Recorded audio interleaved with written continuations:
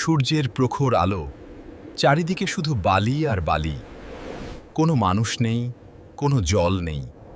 হে আমার সম্প্রদায়, তোমরা আল্লাহর ইবাদত কর, তিনি ছাড়া তোমাদের আর কোনো ইলাহ নেই। আমি তোমাদের আল্লাহর হাতে রেখে যাচ্ছি। আপনি আমাদের ছেড়ে যাচ্ছেন?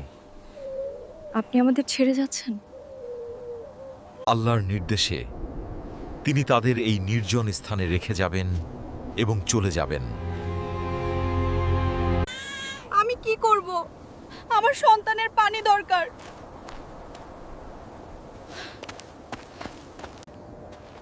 আপনি আমাদের এখানে রেখে কোথায় যাচ্ছেন?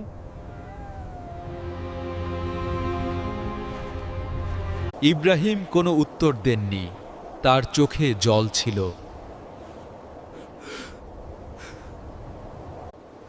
এটা কি আল্লাহর আদেশ?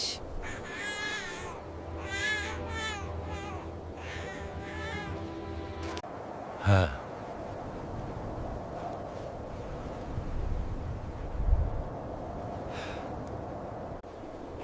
তাহলে আল্লাহ আমাদের নষ্ট করবেন না।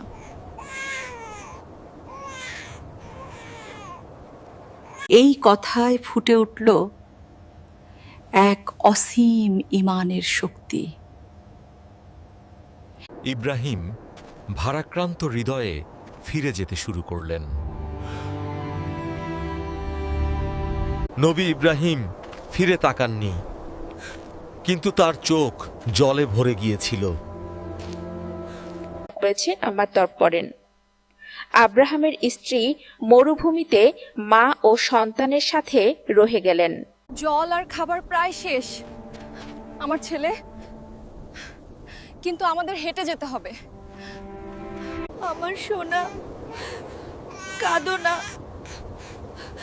আমি এই মরুভূমিতে জল কোথায় পাবো?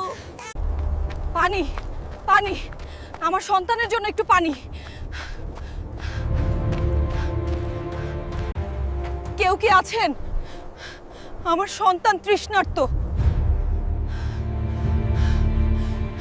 নবী ইব্রাহিমের স্ত্রী চারপাশে তাকালেন, কিন্তু কোথাও কোনো জল ছিল না।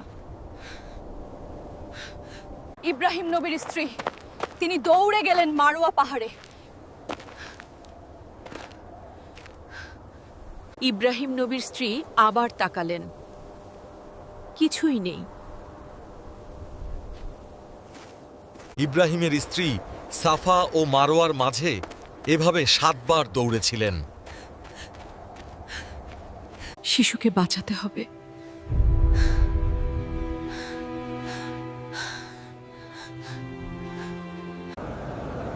ইব্রাহিমের স্ত্রী, এই দৌড় এখনো হজের একটি গুরুত্বপূর্ণ অংশ।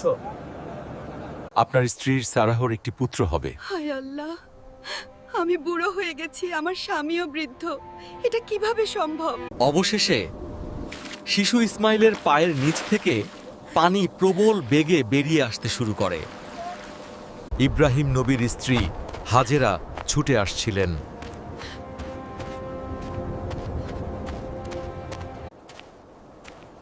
জমজম।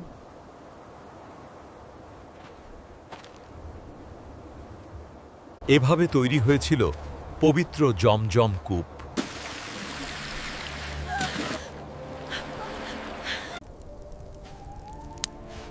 আল্লাহর নবী ইব্রাহিম তাদের একা ফেলে যাননি। এই জলই জীবনের উৎস হয়ে উঠেছে।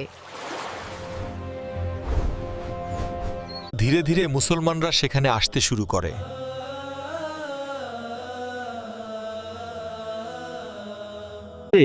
একটি বসতি গড়ে উঠেছিল। এই জায়গাটি আজকের মক্কা শহর। আল্লাহ তার প্রতিশ্রুতি রেখেছেন, আমার ছেলে। হ্যাঁ বাবা, আমরা একসাথে কাজ করছি। রব্বানা তাকাব্বাল মিন্না ইন্নাকা আনতাস সামিউল আলিম।